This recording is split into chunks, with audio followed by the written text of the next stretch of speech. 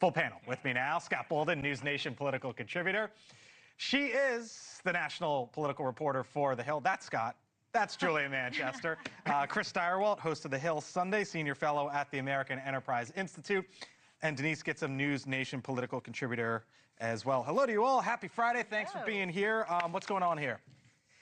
Well, if you know anything about Ohio-class subs, they're not used for warfare generally unless it's asymmetric, like against Iran, right? But when you have another equal sort of power in that region, it's really used as a deterrent, not detergent, but a deterrent. That would be interesting, though. It'd be nice if we could wash some of this all away, but it is a deterrent because these subs are the deadliest subs of any. They can literally take out a continent. So you teed me up perfectly. I'll get you here in a second, Scott. So the U.S. nuclear sub force, let me tick through some of this for you. 71 submarines, but what I really want you to focus on is 14 ballistic missile submarines. And of those 14, 7 are stationed on the East Coast, off the state of Georgia. 7 are stationed out west, off Washington State. They go about 30 to 35 miles per hour. It would take them, Scott, about 5 to 6 days to get within range. And let's show the map so you see, I mean, who knows where they actually are at any point or time, at any point given time, but that's where it could be at this point, Scott. It's got to be, let me get this right, a former president who doesn't have the power to launch nuclear bombs against the U.S. taunts our president, and our president takes it as a personally offended, and he moves 2 nuclear subs, which probably cost hundreds of thousands, if not millions of dollars, to move, period. It's word games. He got taunted, and then he took the bait. You think he's actually moving them?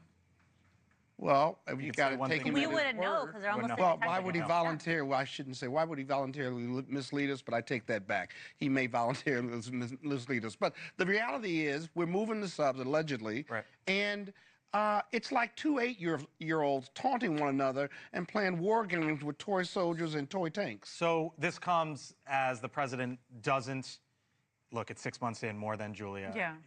The Russia-Ukraine war still going on. He put Putin on a 50-day clock, then on a 10-day clock, and now that's at about a week. It's at about a week, but Putin's really showing no signs of backing down. In fact, earlier today at a press conference or a press event, Putin essentially said, quote, all disappointments arise from inflated expectations. That was in response to something Trump said, being disappointed. So I don't really see how this changes anything for Putin right now. It seems like this is word games, essentially.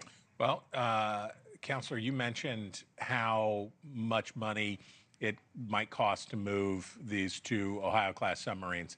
The United States of America spends, I don't know how many hundreds of millions of dollars every day to make sure that at any moment we can destroy all human life on Earth. The cornerstone of our national defense posture is that go to Nebraska, walk out into Nebraska and into the Dakotas. It is a real bad situation if you don't like the United States, because the ground is full of missiles and the airfields are full of long-range bombers. We constantly, 24 hours a day, have the capacity to end human life of all kinds on the Earth. This is whatever. This is some stuff people say. If the United States, if anybody launches, if the Russians launched a nuclear attack on the United States, the core of our message is we will kill everybody on the planet. That's what mutually assured destruction is. What do you think happens the next week with Putin and Trump? I think what's interesting is who's watching what happens, right? I think China, NATO, everyone in the world is seeing whether this interaction results in Trump backing down or Putin backing down. Well, they both put themselves in a tough position, but so far Putin has played the upper hand here. Donald Trump has made believe that he could end this war in 1 day or however soon, and Putin has just played him, and Putin doesn't have to concede anything to Donald Trump. So now Donald Trump is going to have to do the secondary tariffs or the first level tariffs against Russia. They're not a trade partner, but the people they do business with, and I don't think he's in any position to do anything else because Putin's still bombing Kiev. It would basically set up us versus them. Who do you want to trade with? What are you looking for the next? I mean, look, it's all about who blinks first at this point. I think President Trump kind of walked into this thinking it would be, due to his past relationship with Putin during his first administration, maybe this would be more simpler than it was with the Biden administration, but it's more complicated. And we should also say that Medvedev, the pocket Putin, he's a former, but he is part of, like, remember, He's still part. when yeah. Putin still cared enough about pretending to be not an autocrat, they had Medvedev serve as president for a period of time before Putin was like, forget about it. I'm just president for life. Medvedev does. This is all part of the posturing and negotiating. And I think the question, and Julia points to it, you all point to it, is Putin has so effaced Donald Trump. Yeah.